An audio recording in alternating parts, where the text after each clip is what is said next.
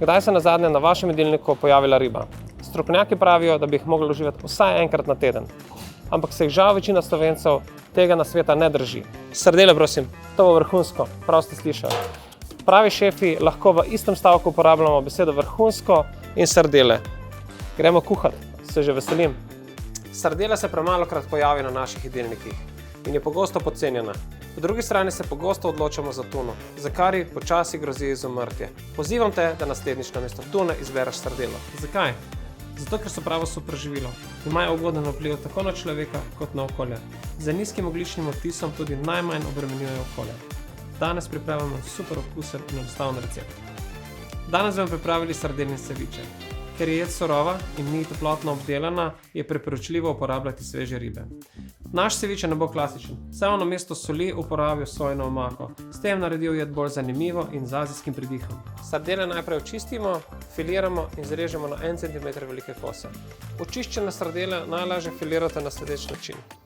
Primete v roko, čvrsto, greste s kazalcem ob hrbtenici in izvlečete kost. Ko pripravljeno file razprete na desko,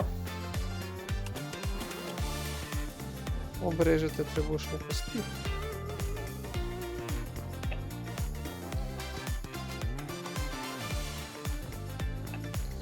In zrežete ribo na centimetrske kose.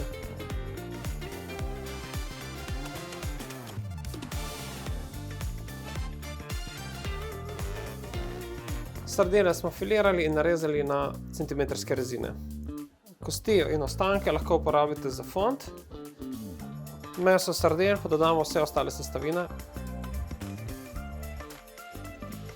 Najprej smo dodali sojino omako, limetin sok. Na lističe zrezano šalotko, sesekljan čili.